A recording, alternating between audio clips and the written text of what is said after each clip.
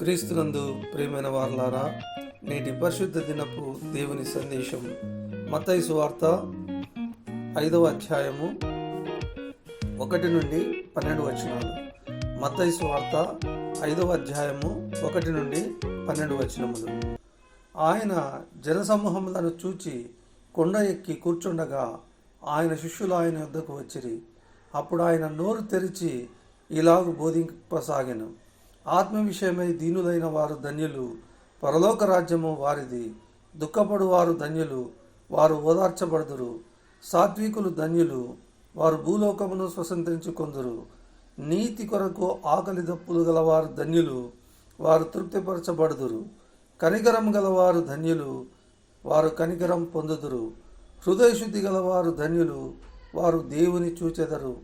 సమాధానపరచువారు ధన్యులు, వారు దేవుని కుమారులనబడుదురు. నీతి నిమిత్తము హింసింపబడువారు ధన్యులు, పరలోక రాజ్యము వారిది.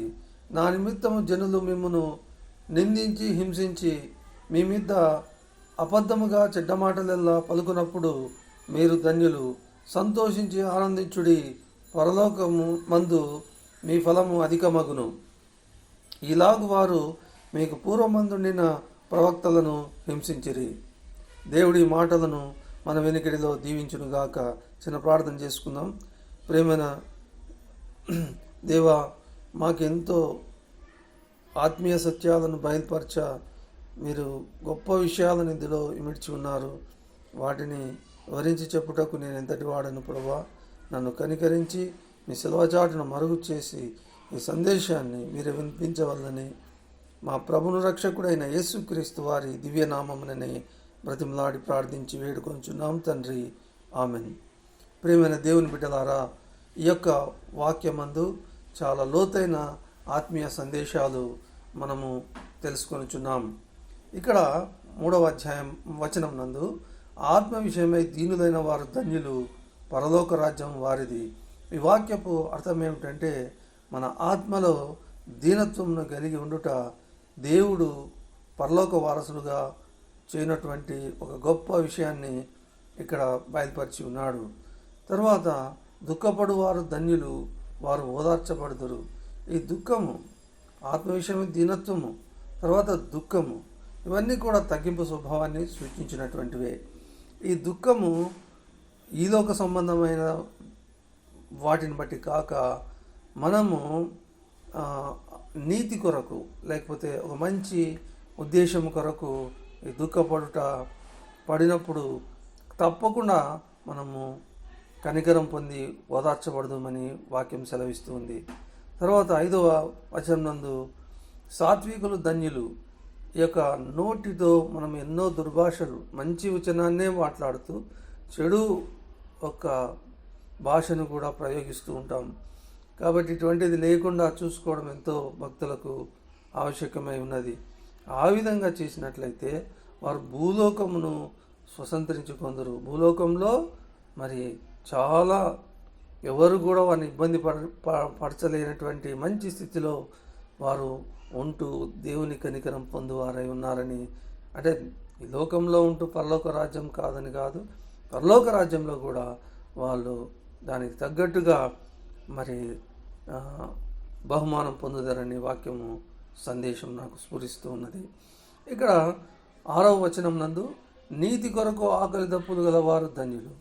ఇక్కడ నీతిని అనుసరించి ఆకలి దప్పులు గలవారు, మరి ఆ ఆకలి దప్పులు నీతి గలవై, నీతిని బట్టి, నీతి విషయమై ఉన్నట్లయితే వారు తృప్తిపరచబడుదురు. వాళ్ళు తప్పకుండా మరి దేవుని చేత తృప్తిపరచబడుదురని వాక్యము ఘంటాపదంగా మనకు తెలియజేస్తూ ఉన్నది. అదేవిధంగా కనికరము గలవారు ధన్యులు. ఇవన్నీ కూడా మోరల్ క్యారెక్టర్స్ మనకు చూపిస్తూ ఉన్నాయి. ప్రియులారా, మరి ఈ మోరల్స్ మనం స్కూల్లో నేర్చుకుంటాం.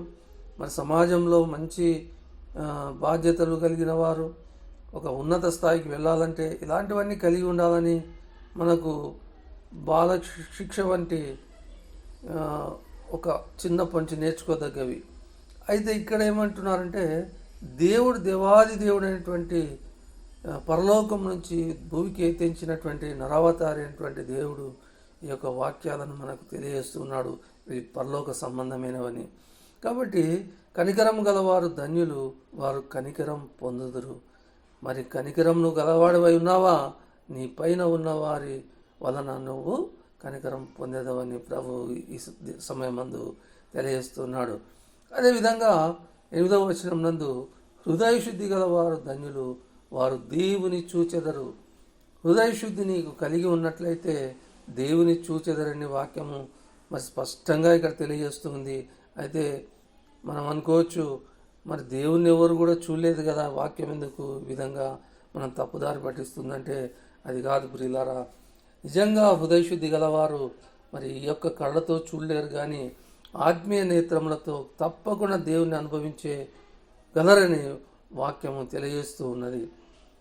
అదేవిధంగా సమాధానపరచువారు ధన్యులు, వారు దేవుని కుమారులు అనబడుదురు. నిజంగా లోకంలో మంచిగా ఉండాలంటే సమాధానం కలిగి ఉండాలి.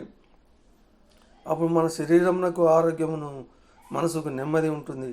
కాబట్టి ఇక్కడ మనం సమాధానమును వెతికి వెంటాడినట్లయితే మనము ఈ లోకంలోనే ధన్యులమని కాదు, కానీ దేవుని కుమారులు అనేటువంటి ఒక గొప్ప పేరును సంపాదించుకుని వారమై ఉన్నాం.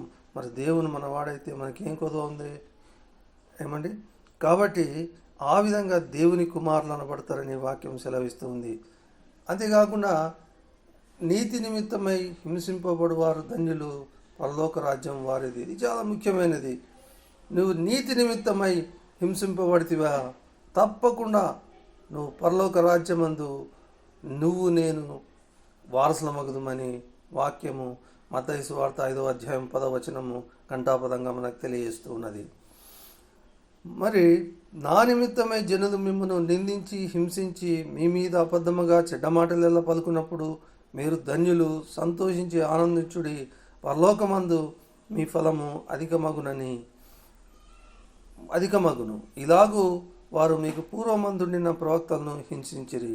అయితే పరలోక రాజ్యము మీరు చేరగలరని 10వ వచనం మనకు తెలియజేసిన రీతిగా మరి అక్కడ కూడా పరలోక రాజ్యంలో కూడా అధికమైన మంచి స్థాయిలో ఉండాలంటే ఈ యొక్క ప్రభు నిమిత్తమై మనం గట్టిగా దృఢ తీర్మానంతో ఎన్ని కష్టాలు వచ్చినా కానీ చివరికి మనకు శరీరానికి ఇబ్బందికరమైనటువంటి ఈ యొక్క దెబ్బలను భరించాల్సి వచ్చినా, రక్తమును కార్చవలసి వచ్చినా నిలబడినట్లయితే మీ ఫలము మీరు ఎంత అనుభవిస్తారో హింస అంత గొప్పగా నిన్ను పరలోక రాజ్యంలో నేను చూసుకుంటాను, ఉంచుతానని ప్రభు వాక్యం సెలవిస్తూ ఉన్నాడు.